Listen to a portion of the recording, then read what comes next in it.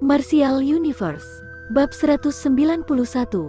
Judul, Masalah Selesai. Sembari menyimpan pedang gerigi hitam kecil ke dalam tas Qian Kun, tanda kepemilikan di dalamnya pun langsung dihapus oleh mental energi Lindong yang dahsyat. Pedang Moyun. Ketika mereka merasakan hubungan dengan pedang Moyun itu benar-benar terputus, kakak beradik Han langsung berubah pucat.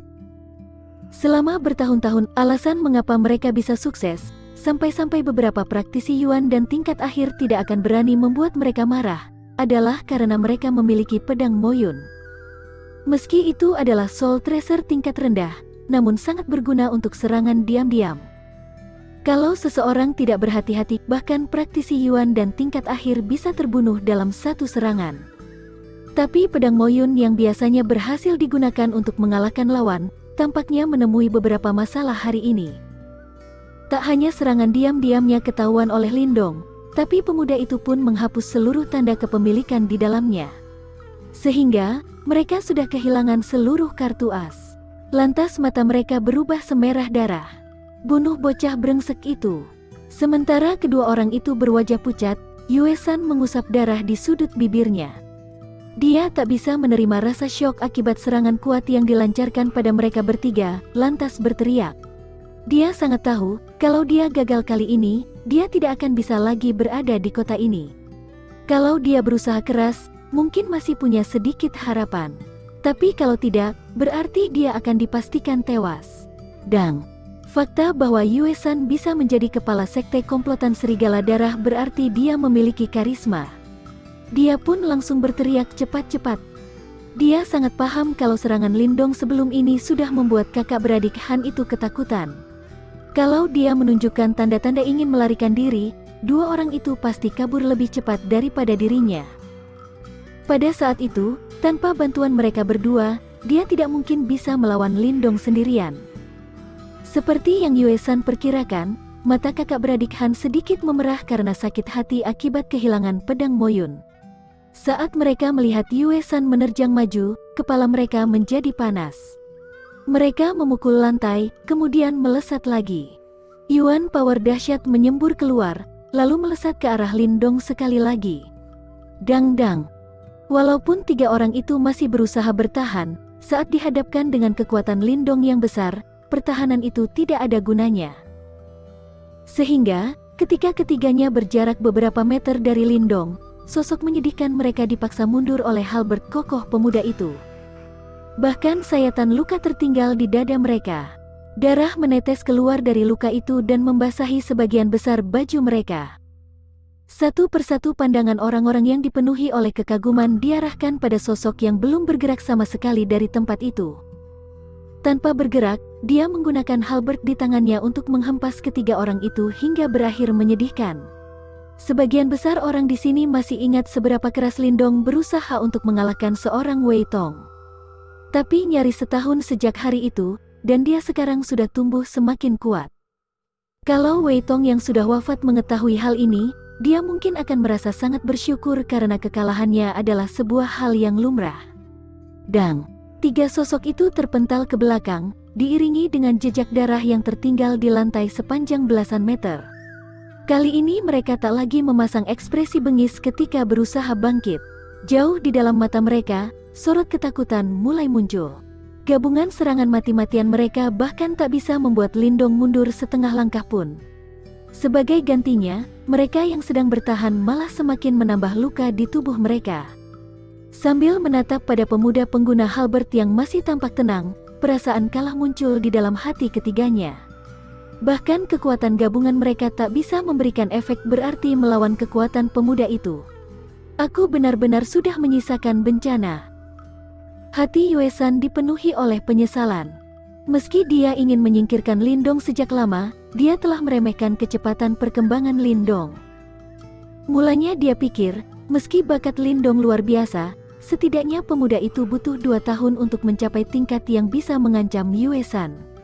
Namun kenyataan di depannya sekarang membuatnya paham kalau dia memperkirakan waktunya terlalu jauh. Dia pasti tidak bisa bertahan lama. Selama kita terus bertahan, kita pasti bisa menghabisinya sampai mati. Ujar Yue San dengan nada lantang tiba-tiba sembari berkedip. Setelah berteriak, Tubuh Yue San melesat maju sekali lagi. Di sampingnya, kakak beradik Han pun turut meluncur karena refleks. Namun ketika dua orang itu melesat dengan kecepatan penuh, mereka tiba-tiba menyadari kalau sosok Yue San telah berbalik dan melesat ke arah sebaliknya. Kejadian itu membuat kakak beradik Han sedikit terkejut. Tak lama kemudian, mereka langsung tersadar, dan ekspresi mereka berubah sangat jelek. Brengsek, dua orang itu mengutuk keras. Yue San pasti berencana kabur dan meninggalkan kedua orang itu berhadapan dengan Lindong.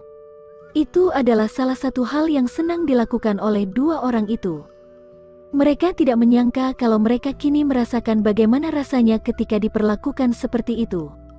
Walaupun mereka memiliki sedikit hubungan dengan Yue San, hubungan mereka masih sangat jauh dari titik di mana mereka rela mati demi Yue San. Sehingga, saat mereka melihat Yue San kabur, dua orang itu pun berbalik bersamaan. Namun saat mereka berencana kabur, seseorang melompati mereka dari atas, lalu angin dahsyat menghantam dada mereka. Uhuk, uhuk. Kekuatan mengerikan muncul saat itu juga, menyebabkan kakak beradik Han memuntahkan darah. Bahkan dada mereka sedikit berlubang, lalu mereka terlempar ke belakang dan menghantam markas besar Asosiasi Seribu Emas. Mereka tergeletak di atas lantai. Tubuhnya kejang-kejang dan berdarah seperti dua anjing mati. Ikat mereka. Melihat dua orang itu dihajar hingga tak bisa bergerak, sudut mata Xia Wancin berkedut sesaat, lantas berteriak tak terlalu keras. Dalam sekejap, kelompok besar pasukan Asosiasi Seribu Emas bergegas maju dan mengamankan kakak beradik Han tersebut. Lindong ini mengerikan sekali. Dia bisa mendominasi bahkan saat melawan 3 orang.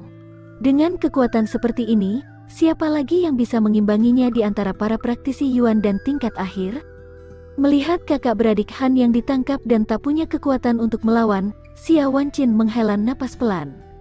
Dia benar-benar merasa kalau investasi awalnya pada Lindong adalah keputusan tepat. Yue San mau kabur lagi. Di satu sisi, mata cantik Xuansu terfokus pada kejauhan, lalu berujar tiba-tiba. Kalau mereka gagal kali ini, komplotan serigala darah pasti tidak akan bisa bertahan. Tapi jika Yue San berhasil kabur, masalah akan semakin merepotkan. Biar bagaimanapun, orang itu memiliki pengaruh yang cukup besar di antara komunitas gelap dalam radius 161 km dari kota Yan. Kalau dia berhasil kabur, akan jadi masalah besar di masa depan nanti. Lindong tidak akan membiarkan dia kabur. Xia Wancin terlihat lebih tenang. Dari cara yang digunakan untuk melawan Wei Tong dan Guiyan, Xia Wancin tahu kalau Lindong adalah orang yang tidak akan membiarkan masalah tetap tidak terselesaikan. Apalagi, ancaman yang diberikan Yue San lebih besar daripada Wei Tong dan yang lainnya. Lindong jelas tidak akan membiarkan Yue San berhasil kabur dan membawa masalah lagi di masa depan nanti. Mendengarnya, Xuansu juga menghela napas pelan dan mengangguk. Sementara dua orang itu sedang mengobrol, sosok Yue San sudah keluar dari area. Saat dia kabur, pasukan komplotan serigala darah pun kabur ke segala arah. Kali ini, tempat itu menjadi sangat kacau. Sementara itu Yue San memanfaatkan kesempatan tersebut untuk kabur semakin jauh. Lindong menatap sosok yang buru-buru kabur itu dengan ekspresi tenang di wajahnya. Sebuah pedang menyelip di bawah kakinya, kemudian tubuh pemuda itu melayang pelan. Namun dia hanya diam di udara dan tidak menunjukkan tanda-tanda akan mengejar. Walaupun tindakan Lindong membuat beberapa orang sedikit keheranan, karena kekuatan luar biasa yang dia tunjukkan sebelum ini, mereka tidak berani mempertanyakannya. Di dalam kekacauan, sosok Yue San berhasil kabur semakin jauh. Tak lama kemudian, saat dia masuk ke dalam kerumunan yang riuh dan kacau, dia baru menghela napas lega diam-diam. Yue San kemudian menorehkan kepala dan menatap ke arah Lindong yang sedang melayang di udara di kejauhan. Tatapan jahat melintas di mata pria itu. Bocah sialan, tunggu saja, kau telah menghancurkan komplotan serigala darah milikku. Maka, aku, Yue San, pasti akan menghancurkanmu dan keluargamu. Yue San bergumam sengit pada dirinya sendiri. Tentu saja, saat pikiran jahat itu muncul di kepalanya, kecepatan lari Yue San sama sekali tidak berkurang. Dalam sekejap, dia berlari sejauh lebih dari belasan meter. Boom! Sayangnya, Saat Yue San berlari semakin jauh setelah keluar dari kerumunan, tanah di bawahnya tiba-tiba meledak.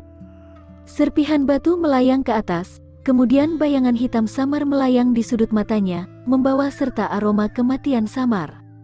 Ketika bayangan hitam itu melayang di sudut matanya, seluruh rambut di tubuh Yue San berdiri tegak.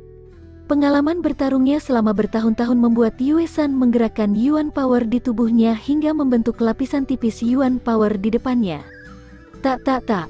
Setelah selaput-selaput Yuan Power terbentuk, tanpa memberikan Yue San kesempatan untuk merasa lega, bayangan hitam itu tiba di hadapannya.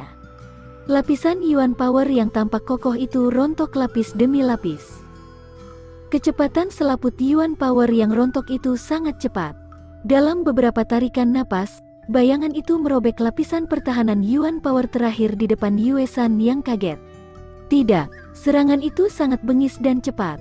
Sembari menatap pada bayangan hitam yang mendekat cepat ke arahnya, sebuah permohonan keluar dari tenggorokan Yue San.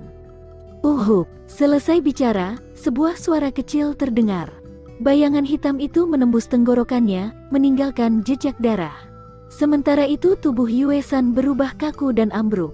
Boom! Tubuh Yue San terjatuh perlahan, hingga akhirnya menghantam tanah. Suara pelan itu membuat banyak tatap mata terarah ke sana. Namun ketika mereka melihat Yue San terkapar di atas genangan darah, suara dari mulut mereka langsung berhenti dalam sekejap. Keadaan di sana tiba-tiba berubah hening. Kepala semua orang menjadi kosong saat melihat pada mayat yang perlahan berubah kaku dan dingin. Praktisi papan atas yang meneror kota Yan selama sekitar 12 tahun, kepala sekte komplotan Serigala Darah, tewas dengan cara seperti ini? Dalam keheningan, Lindong mengangkat tangannya. Bayangan hitam itu pun kembali dan berubah menjadi pedang gerigi hitam kecil yang muncul di tangannya.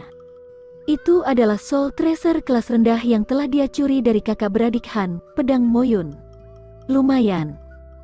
Lindong melihat benda di tangannya, dan sudut bibirnya terangkat membentuk sebuah senyum. Ancaman terbesar telah berhasil diselesaikan hari ini.